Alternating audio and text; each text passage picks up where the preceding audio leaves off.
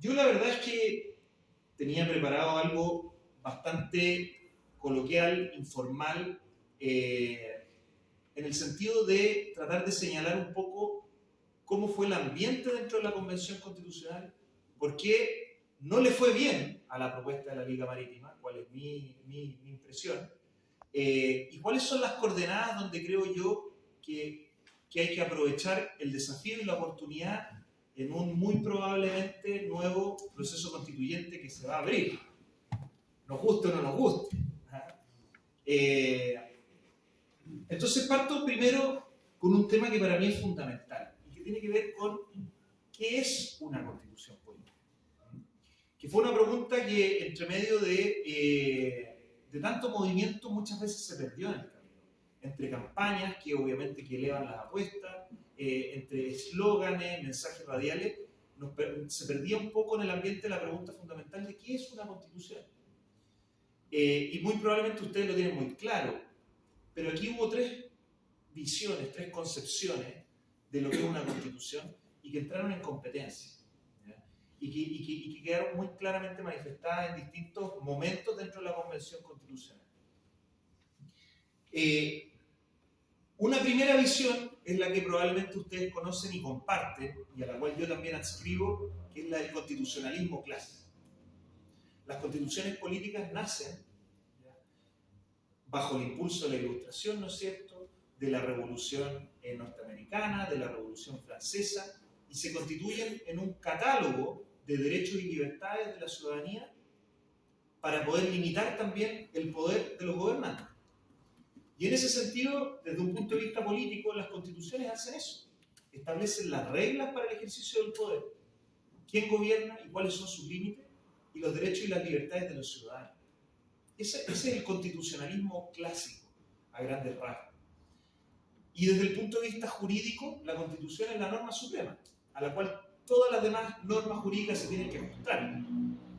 Reglamentos, las leyes, en fin, tienen que ajustarse a la Constitución, y si no se ajustan a la Constitución, pueden ser invalidados, son nulos, decimos los abogados.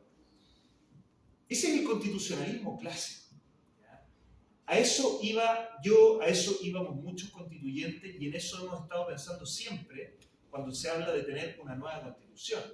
¿Cómo definimos las reglas de ejercicio del poder y cómo establecemos los derechos y libertades de las personas para poder vivir en un país donde haya una convivencia democrática pacífica, donde las diferencias de opinión se solucionan o en tribunales o a través de elecciones diplomáticas y no en las calles a través de la violencia?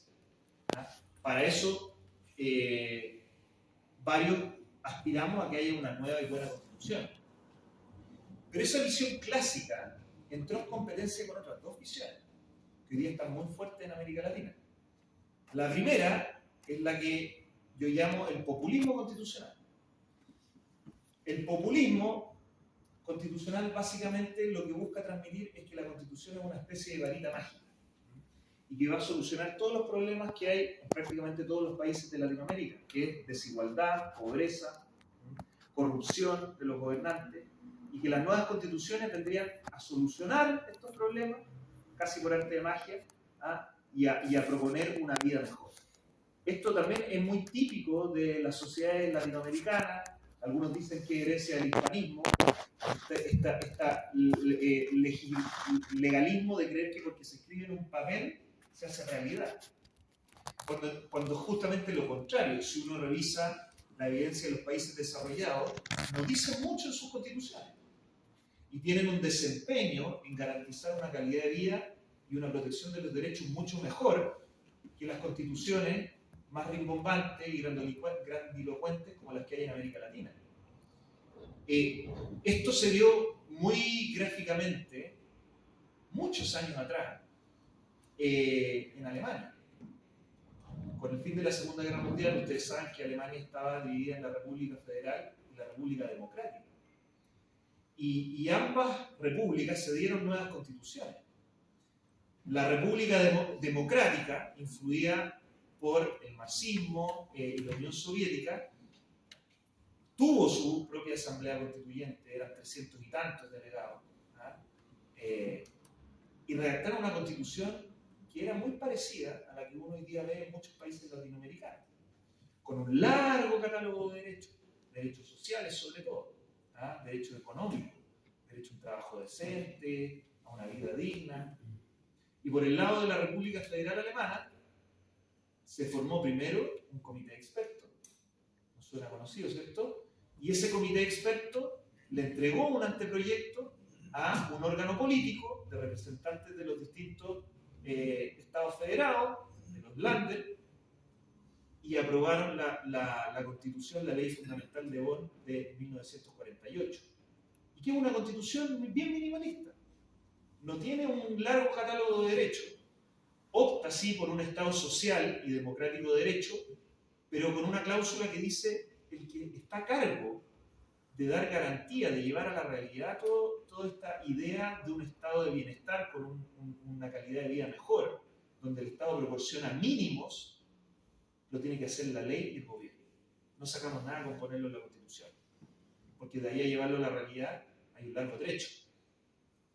Esas dos visiones están bastante graficadas también en esto que yo llamo el populismo constitucional. El populismo constitucional es más parecido a lo que vivió en la República Democrática Alemana, y que es un poco el proceso que han vivido otros países latinoamericanos, como Ecuador, como Bolivia. Ecuador y Bolivia siguieron la idea de los procesos constituyentes de Venezuela. Venezuela, Hugo Chávez ofreció durante su campaña, recuerden que él había sido uno de los artífices de un golpe de Estado, fracasado, estuvo preso, lo liberan en Venezuela y después hace campaña presidencial ofreciendo una nueva constitución. Y lo primero que hace Hugo Chávez es jurar como presidente de la República ante la moribunda Constitución de Venezuela. Y él saca adelante una asamblea constituyente que redactó una constitución al estilo de la República Democrática Alemana, con un largo catálogo de derechos, una constitución también de 200 y tantos artículos, y que al momento de aprobarla a la ciudadanía, porque fue ratificada en un plebiscito, donde la población venezolana la apoyó con prácticamente un 60% de los votos, se constituye inmediatamente lo que se llamó la Comisión de Normas Transitorias, para poner en práctica e implementar esa constitución. Y es ahí donde queda la escoba en Venezuela. Porque la primera, y esto no es menor, porque aquí también se intentó, la primera medida de esta comisión transitoria fue destituir al 80% de los jueces venezolanos. ¿Bajo qué argumento? Son jueces corruptos. Estos son jueces que no hacen justicia para el pueblo. Son gente poco honesta. Y tenemos que descabezar el Poder Judicial y llenarlo de jueces probos, honestos, que hagan justicia. Bueno, ¿qué ocurrió en la práctica? Salió descabezado el 80% de los jueces de Venezuela. Se llenaron esos cargos con lo que se llamó los jueces provisorios, que eran seleccionados por el Poder Ejecutivo, por Hugo Chávez, y de ahí el resto de historia. Porque si en un partido de fútbol tú compras al árbitro, es imposible que se respeten las reglas del partido. Y eso es lo que sucedió en Venezuela, y eso es lo que dice el manual de cualquier gobernante autocrático, dictador. Parte por debilitar el Poder Judicial y el partido está ganado. El proceso constituyente venezolano influyó en Ecuador y en Bolivia, pero los resultados fueron distintos. En Ecuador efectivamente tenemos una dictadura y la constitución ya varió no solo de un populismo constitucional, sino que derechamente a una constitución autoritaria. Es una constitución de fachada, así le llaman los académicos y los expertos que han analizado el caso venezolano, porque al final la constitución de Venezuela fue redactada y aprobada deliberadamente para nunca cumplirse. Y eso los abogados le llamamos un fraude a la ley. Revestir algo de toda la apariencia de legalidad formal, pero materialmente hacer precisamente lo que prohíbe la ley. Y la Constitución de Venezuela es eso, es una fachada, es un fraude a la ley, porque no se cumple. Se interpretan y se manosean las reglas a través de una Corte Constitucional cuyos jueces han sido designados por el gobernante de turno. Y eso es y ese es el manual de una dictadura. De cómo instaurar una dictadura, ese es el camino. Entonces, esas tres concepciones, el constitucionalismo clásico, el populismo constitucional, que no solo está en Ecuador, en Bolivia, también está en Argentina de algún modo, y una tercera variante que es ya el constitucionalismo autoritario, constituciones de fachada, fueron las tres visiones que compitieron en la Convención Constitucional. Y logramos atajar propuestas que venían de uno u otro lado, pero las dos concepciones que prevalecieron fueron las dos últimas. Y el resultado, ahora somos todos generales, o todos almirantes, ya lo sabemos, la ciudadanía dijo que no.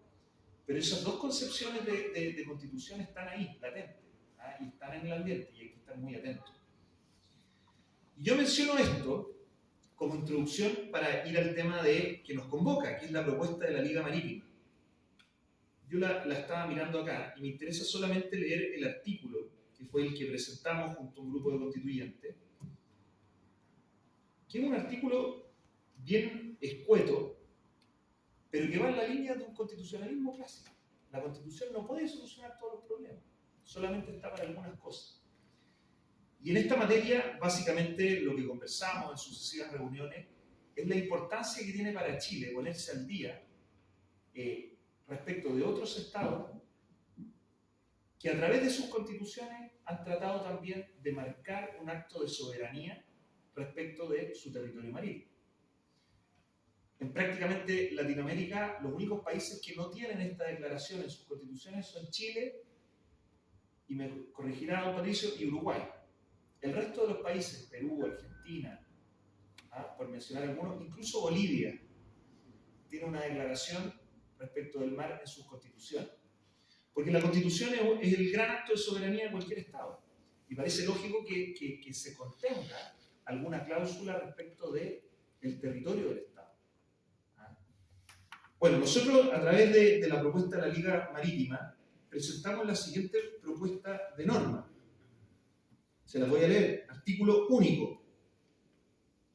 Sobre los espacios marítimos constituidos por el mar territorial, la zona contigua, la zona económica exclusiva, la plataforma continental y la plataforma continental extendida, el Estado ejerce soberanía y jurisdicción en los términos, extensión y condiciones que determine el derecho internacional y la ley. Y en su inciso segundo, es deber del Estado proteger los espacios sobre los cuales ejerce soberanía y jurisdicción, fomentar la identidad marítima de la nación, estimular la investigación científica y el desarrollo tecnológico, social y económico sostenible, así como tutelar la preservación del patrimonio ambiental y la biodiversidad en dichos espacios. Ese era el artículo que se había propuesto.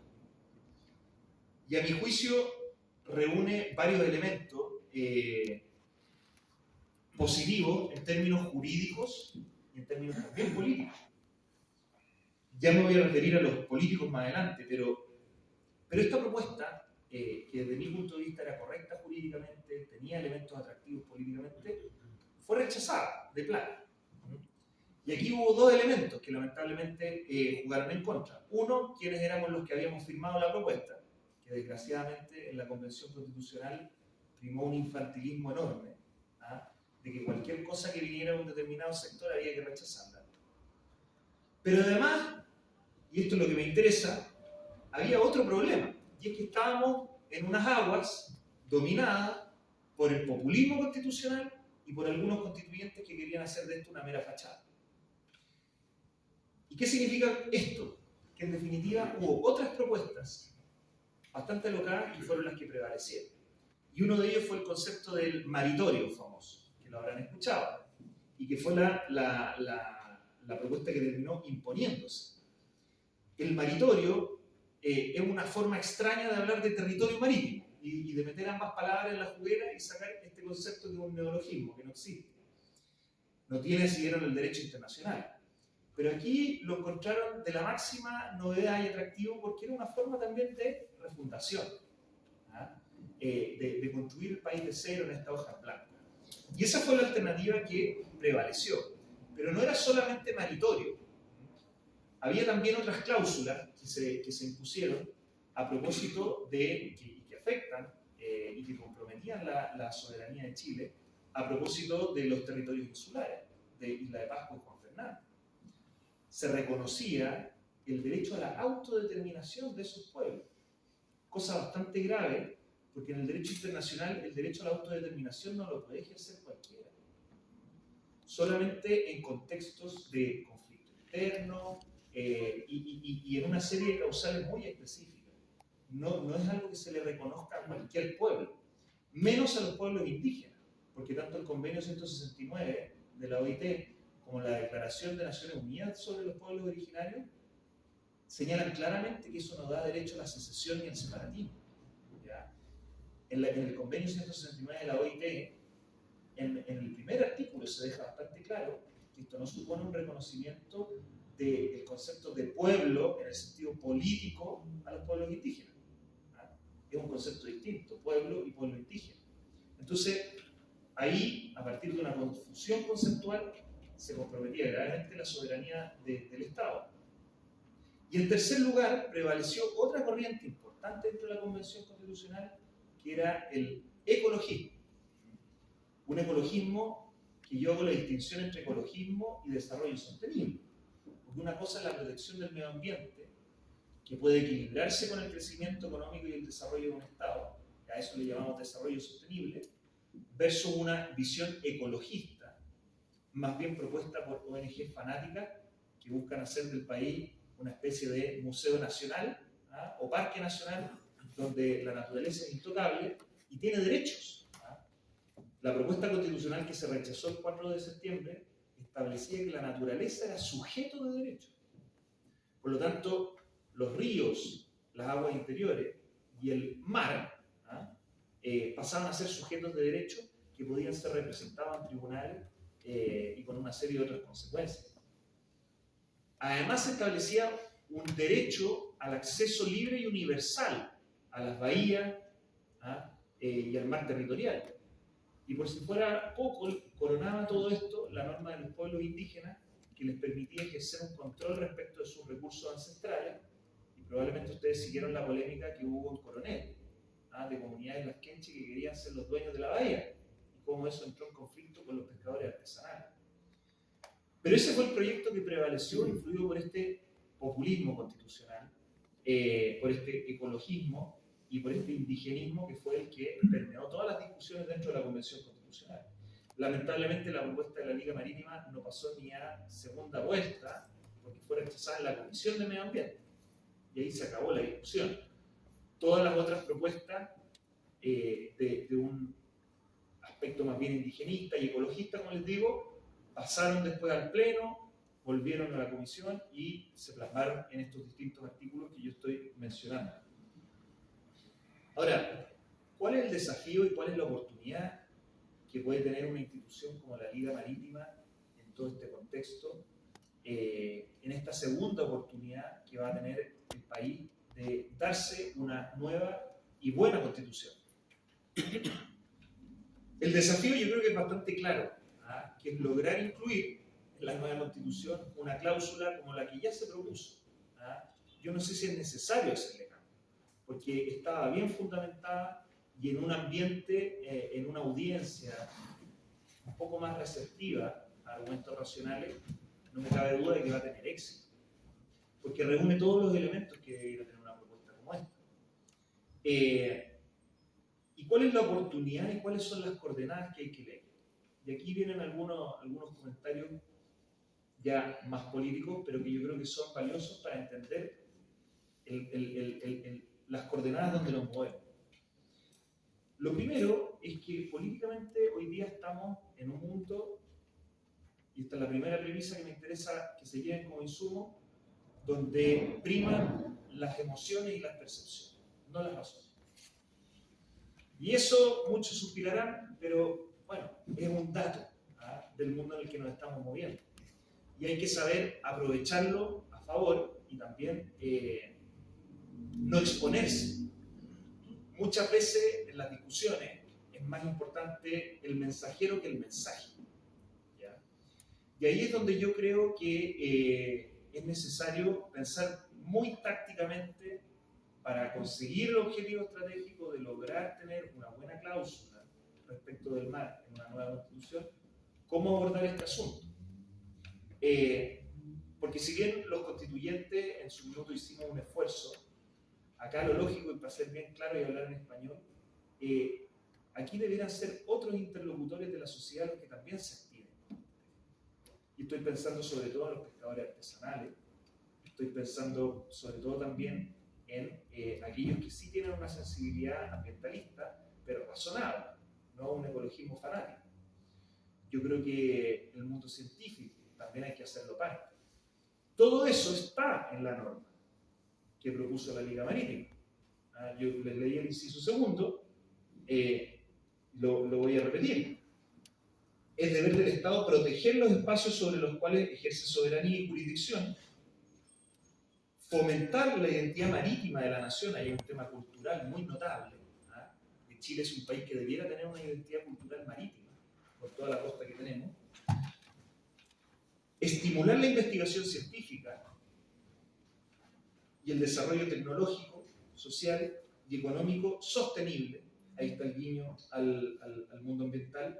Además, cuando señala, así como tutelar la preservación del patrimonio ambiental y de la biodiversidad en dicho espacio. Todos los elementos que hoy día permean el ambiente están en la propuesta, hay que incorporarlos, creo yo que son fundamentales. La pregunta es cómo se exponen y cómo se hacen valer, cómo se le presentan a Chile para que esto tenga una influencia, un impacto que penetre y que sea persuasivo.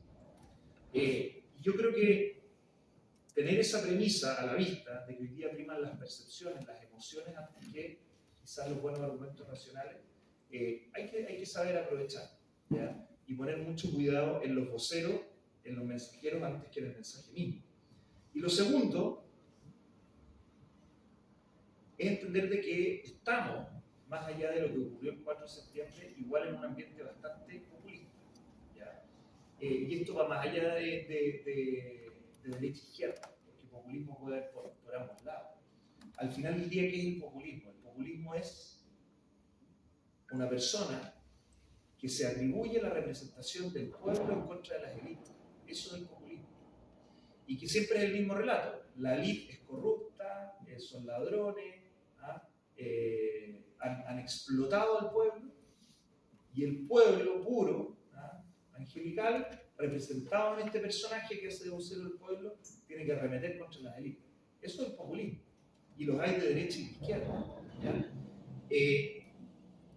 En esas coordenadas, hoy día en Chile, y esto está bastante estudiado porque yo aquí estoy tomando algunos elementos de conversaciones y exposiciones que he tenido con personas que trabajan en el mundo de la encuesta. Pero focus group en encuesta, la verdad es que está bastante medido, que hoy día hay dos tendencias bastante claras, hay dos clivajes, dicen los sociólogos. Uno es el de lo nuevo y lo viejo. La ciudadanía le está dando favoritismo a lo nuevo, a lo nuevo. Y el otro clivaje es el de lo élite y del pueblo. Y si uno hiciera acá un cuadro y pusiera estas dos coordenadas, uno podría ir identificando entre aquellas instituciones, entre aquellos discursos, entre aquellas figuras y liderazgos que se ubican como representantes de la élite antigua, como aquellos representantes también de esa élite nueva, los representantes del pueblo antiguo y los representantes del pueblo nuevo. Y quienes se logran ubicar en este último cuadrante como personas que empatizan con el pueblo y que muestran alguna novedad, en general son los que lo están llevando. Sin ir más lejos, el actual presidente de la República, que con un discurso donde él logra empatizar con este eje del pueblo y mostrarse como alguien nuevo, bueno, triunfa en las últimas elecciones. Pero uno podría ir buscando otros ejemplos. Las AFP, para colocar, por ejemplo, instituciones, claramente tienen que salir de ese eje de lo antiguo, porque llevan 30 años, y de la élite. Si no salen de ese eje, yo creo que lo están tratando de hacer ahora último con algunos mensajes que uno escucha en la radio, tratando de empatizar con esa propiedad que tiene la gente sobre sus ahorros tradicionales. Están haciendo un esfuerzo, pero hoy día están en ese cuadrante. Y por eso les va a ir como les está yendo si es que no salen de ahí.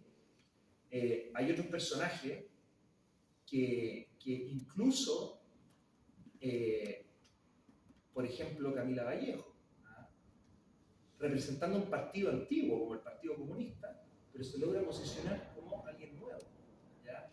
En fin, uno podría aquí jugar, y no digo yo que esté haciendo el análisis definitivo de esto, pero yo creo que son coordenadas que hay que tener a la vista a la hora, insisto, de moverse tácticamente en este ambiente.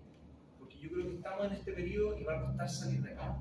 Hay una generación también que es muy sensible, que es muy permeable a las emociones antes que a los argumentos racionales, y que está anhelando cosas nuevas, cambio, un poco ingenuo uno podrá pensar, pero eso es lo que están buscando y eso aspiran. Entonces, teniendo a la vista un poco esos dos elementos, yo creo que la oportunidad y el desafío para la Liga Marítima en el próximo periodo que viene es, bueno, es cómo ser capaces de transmitir un mensaje novedoso con el tema del mar. Fíjense que Boric lo hace cuando él habla de que Chile tiene que ser un país con una política ambiental turquesa. Me imagino que lo han escuchado. No solo verde, también azul, turquesa.